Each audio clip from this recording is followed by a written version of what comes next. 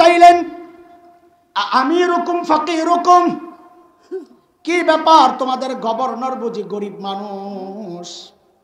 হিমসের লোকেরা জবাব দিলেন, বালা আমিরুনা আফকারুনা, আমাদের গভর্নর শুধু গরিব না, হিমসের মধ্যে সবচাইতে গরিব। আহা, হযরত ওমর এতটা খুশি হয়েছেন এই কথা শুইনা, সাথে সাথে 1000 স্বর্ণ মুদ্রা প্যাকেট করে দূত মারফত পাঠায় দিয়েছেন, যাও আমার সাইদকে আমার পক্ষ থেকে এটা হাদিয়া দিয়ে আসো। কত? 1000 স্বর্ণ মুদ্রার দাম কত? লাখখানিক তো ওই বই, তাই না? কোটি কোটি টাকা। দূত যখন এই বিশাল অঙ্কের হাদিয়া নিয়ে হযরত সাঈদের কাছে পেশ করছে, আহা, ছিল কি, হইল কি? হযরত সাঈদ প্যাকেটটা খুইলাই যখন দেখলেন এই বিশাল অঙ্কের হাদিয়া তার জন্য, তিনি সাথে সাথে প্যাকেটটা ছুঁড়ে মেরে চিৎকার দিয়ে বলে উঠলেন, ইন্না লিল্লাহি ওয়া ইন্না ইলাইহি রাজিউন। কি পড়ছেন? ইন্না লিল্লাহি। হাদিয়া পাইলে ইন্না লিল্লাহ পড়েন, আলহামদুলিল্লাহ পড়েন। আপনারা কি পড়তেন জানি না, আমার ইমানের যে হালত, এমন একটা পোটলা পাইলে এরকম বুকে জড়াইয়া ভিতরে যাইয়া বউরে কইতাম, লাভ দিতাম আর কইতাম তুমিও আলহামদুলিল্লাহ পড়ো, আমিও পড়তে থাকি, আলহামদুলিল্লাহর খতম চালাইতাম দুইজন।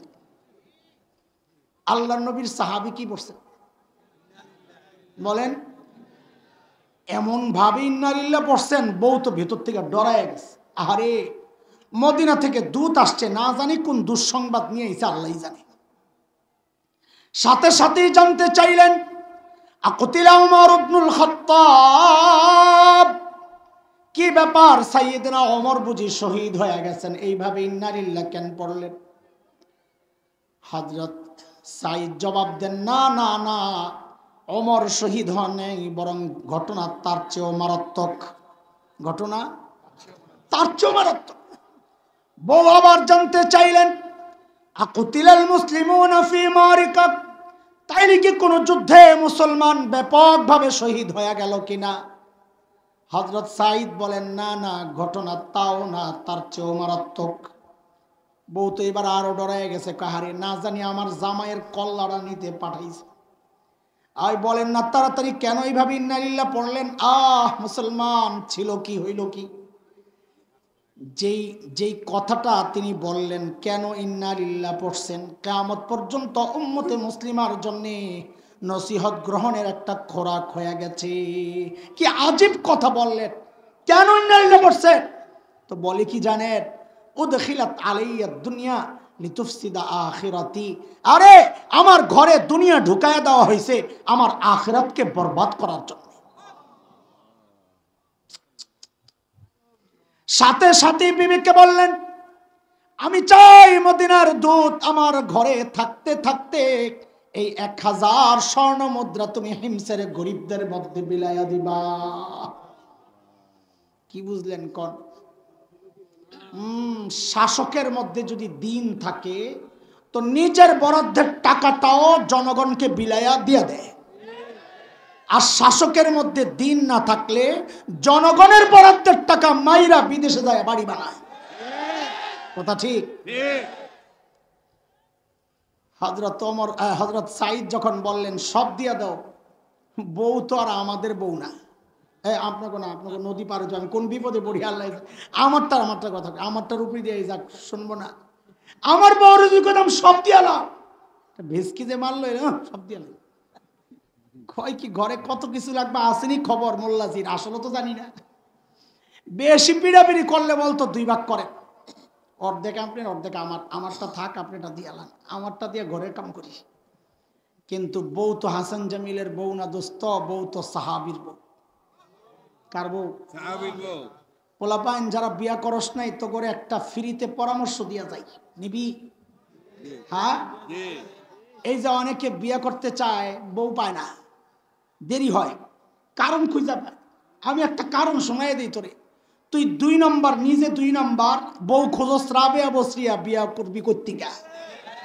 আল্লাহ কি জালেম রে, তোর মতন 2 নম্বরের কাছে রাবেয়া বসরিয়া রে পাঠায়া বেড়িরে ঠকাইব। তুই যদি তাড়াতাড়ি বিয়া করতে চাস, তো তুই যেমন 2 নাম্বার, একটা 2 নাম্বার খোঁজ দেখবি, পাওয়া যাবে। এর জন্য একটা মূল নীতি মুখস্থ কর আমার সাথে। সবাই যারা বিয়া করস নাই সবাই মুখস্থ কর, বল সবাই, জেসকার লগে তেসকা। হাসিস না, থাপড়ামো, বল বল, জেসকার লগে আরো ধরে। এটা কোরআনের কথা রে, এটা আমার কথা না, এটা হাসার কিছু না, আমি সংক্ষেপ বানাইছি আর কি। কোরআনে আল্লাহ বলেছেন না সূরা নূরের মধ্যে, আল খাবিসাতু লিল খাবিসিনা ওয়াল খাবিসুনা লিল খাবিসাত আত-তাইয়িবাতু লিত-তাইয়িবিনা ওয়াত-তাইয়িবুনা লিত-তাইয়িবাত উলাইকা মুবাররাউনা মিম্মা ইয়াকুলুন লাহুম মাগফিরাতুন ওয়া রিজকুন কারীম।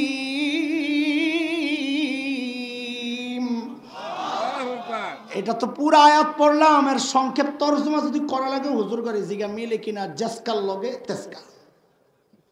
ঠিক আছে নি? আগেরকার দিনে মুরব্বীরা যখন বিয়া করতে যাইতো, মার বোন রে নিয়ে মাইয়া দেখতে যায়, কি জিজ্ঞেস করতো, ও মা গো সূরা ফাতিহাটা শোনাও।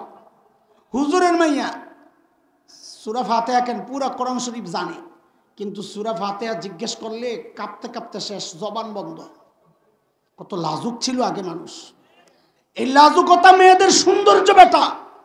এখন তো খালি স্মার্ট খোঁজে, স্মার্ট স্মার্ট একটা ধৈর্য লইয়া বিয়া কইরা পরে হুজুরের কাছে গোপনে যোগাযোগ করে, হুজুর একটা তাবিজ দেন। কিসের তাবিজ? করবো ওই মারে আমার। কথা বলেন হ্যাঁ, মেয়েরে জিজ্ঞেস করতো সূরা ফাতিহা কও, জানে না। আরে কি আশ্চর্য, কোন নামাজ কয় রাকাত জানে না, অথচ সব পড়ে। জিজ্ঞেস করছে ওযুর ফরজ জানোনি? তো একটু লইরসেরা বইছে, মনে হইল যেন একটা কমন প্রশ্ন পড়ছে। কয় জি জানি। কয়টা? কয় 12টা। বিশ্বাস করস না তোরা? আমার এক ওস্তাদ গেছে বিয়া করতে, তো শুনছে আগের থেকে মেয়েটা খুব লাজুক, হুজুর সিদ্ধান্ত নিছে বিয়ে নেই করুক। আগে মানুষ লাজুক খুঁজতো, তো মার বোনরে নিয়ে গেছে, চিন্তা করছে প্রশ্ন যদি কঠিন করি, যদি না পারে তো শরম পাবো, যদি বিয়া ভাঙ্গা যায়। আগের থেকে নিয়ত করছে একটা সহজ প্রশ্ন করব। যায়া বলে জিজ্ঞেস করছে, হে গো ফজরের নামাজ কয় রাকাত? মনে করছে অন্য নামাজ জিজ্ঞেস করলে নফল সুন্নত বিতির টিতির প্যাসপুস লাগতে পারে। ফজর নামাজ 2 রাকাত ফরজ, 2 রাকাত সুন্নত কয়ে লিব। যে জিজ্ঞেস করছে ফজর নামাজ কয় রাকাত, আমার আম্মা জান বলে কয় 12 রাকাত। হুজুর কয় খাসছে, আমার বিয়া শেষ। মা বলে হাসতে হাসতে শেষ, বলে তুই ডরাইস না, বিয়া নিয়ে করাম, ওই মেয়েটা লাজুক, আমার পছন্দ হয়েছে। বিয়ার পরে বলে হুজুর জিজ্ঞেস করছে, এই হিসাব দাও, 12 রাকাত কি হিসাবে কইলা? বউ বলে আমি তো 12 রাকাত কইছিলাম, আমার জায়গায় আপনি হইলে 20 রাকাত কইতেন। ছিল নি মুরব্বীরা, এমন অবস্থা ছিল নি। এখন যুগ পাল্টাইছে, এখন পোলাপান যায় বিয়া করতে যায় আর এগুলা জিজ্ঞেস করে না। ওই বিশ্বকাপ চলাকালীন বলে বউ দেখতে গেছে, যায় বলে জিজ্ঞেস করে, হে গো কোন দলের সাপোর্ট কর, গান কোনটা পছন্দ? গান তোর কয় না, যায় ভাবলো সং সং। সিনেমা কোনটা দেখো, নায়ক কোনটা তোমার পছন্দ? এইবার বুঝি আপনারা কি বুঝছেন দেখি, এই প্রশ্নগুলা করা ঠিক আছে না? ঠিক আছে মিয়া, এতক্ষণ কি বুঝাইলাম? এই প্রশ্ন করা কেন ঠিক আছে? অপ্রশ্ন করে জেনে নে ওই যে একটা খবিস, ওর লগেরটাও খবিস পড়ে কিনা। এটার নাম হলো জেসকার লগে তেসকা। আজের কামে লাগাই দিছে আমাকে। দুধ জামাইয়ের বড়ি কাহিনী দেখা বউ তো সাথে সাথে নিয়ে সব দিয়ে দিস। মদিনার দুধ এগুলা দেখা কয়, হায় খোদা কই আসলাম, এরা মানুষ না ফেরেশতা। দ্রুত ফেরত গেছেন মদিনায়। যায়া হযরত ওমরকে যখন সব শোনাইছেন, আল্লাহু আকবার, হযরত ওমর এত খুশি হইছেন, সাথে সাথে বললেন, ওই কাফেলা রেডি কর, আমার সাইদকে দেখতে যাব। এটা কি এই জমানার কথা? চাইলে দৌড় মারা যায়। মোবাইলে পাসপোর্টে ভিসা লাগানো আছে, ফটো পাঠায় দেই ট্রাভেলসের বন্ধুরে, ও মোবাইলে টিকিট পাঠায় দেয়, এয়ারপোর্টে যায় দেখাই, কাউন্টার থেকে বোর্ডিং পাস দিয়া দেয়, প্লেন উঠা জায়গা। এটা কি ওই যোগ? এখন তো আরো আপডেট হয়ে গেছে। এখন তো টিকিটও লাগে না, ভিসাও লাগে না, পাসপোর্টও লাগে না, পিচ্ছে একটা কুরকুর করে যায়, প্লেন উঠে বই রয়েছে। দেখেন না, জানেন না কথা কয়, জানেন ভিসা পাসপোর্ট ছাড়া টিকিট ছাড়া যে পিচ্ছে একটা ইন্টারন্যাশনাল আন্তর্জাতিক বিমানে যায় বয়ে উঠছিল, জানেন? জানেন এটা? তাহলে তো একটা কথা আমার কওয়া লাগে, এই পিচ্ছিটা পড়তো কই? জোরে জোরে মাদ্রাসায়। সর্বনাশ, মাদ্রাসার পোলা মানে এত বিটলা, বদনাম করতেছি না, পরে বুঝবেন কি জন্য জিজ্ঞেস করতেছি। এই যে পিচ্ছিটা পার হইল, প্লেনের সিট পর্যন্ত বসলো, কয়টা ধাপ পার হয়েছে জানে? 7টা ধাপ পার হয়েছে। কয়টা? কয়টা? যারা বিদেশ ভ্রমণ করছেন তারা জানেন কয়টা ধাপ পার হয়েছে।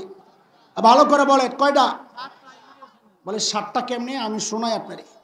প্রথম এয়ারপোর্টে ঢোকার সময় পুলিশ একটা চেক করে, দেখে আনসাররা থাকে সাধারণত সেখানে, টিকিট আছে কিনা, পাসপোর্ট আছে কিনা, দেখলে ঢুকায় 1 নাম্বার। এরপরে একটা স্ক্যানের মেশিনের ভিতর দিয়ে যাইতে হয়, মালগুলা দিতে হয়, ওরা চেক করে 2 নাম্বার। এরপরে ওই যেই বিমানে যাবেন, যেই ইয়ারে যাবেন, ওই ইয়ারের কাউন্টারে জানিদার করে যে পুলিশরা, ওই পুলিশরা টিকিট দেখে, পাসপোর্ট দেখে 4 নাম্বার। এরপরে ইমিগ্রেশনের পুলিশ যারা ওই যে হেগমতো দাজ্জালের চোখ মানে ক্যামেরা লয়ে এরকম অপেক্ষা কম্পিউটারের সামনে, অগ কাছে পাসপোর্ট দিলে ভিসা আর ওই টিকিট চেক কইরা, পাসপোর্টের মেয়াদ চেক কইরা, এর ব্যক্তিগত তথ্য মতো যা আছে দেখা, এরপরে চোখের ছবি তোলে, এরপরে সিল মারে, মাইরা দিয়া দেয়। 5 নাম্বার গেল, 5 নাম্বার। এরপরে বোর্ডিং ব্রিজ দিয়া প্লেনে ওঠার আগে একটা গ্লাস ঘেরা একটা ওয়েটিং রুম থাকে, ওখানে ঢুকার সময় সবচেয়ে কড়া চেকিংটা হয়। আংটি থাকলে খোলো, ঘড়ি থাকলে খোলো, চশমা খোলো, বেল খোলো, মানি ব্যাগ খোলো, জুতা খোলো, কোট খোলো, সব খুইলা দিয়া এরপরে যাওয়া লাগে। কয় নাম্বার গেল? 6 নাম্বার। অপেক্ষা করো, প্লেন আসছে, আসেন, আপনাদের যাত্রীদের আসন গ্রহণের অনুরোধ করা যাচ্ছে। যায়া কি পাই?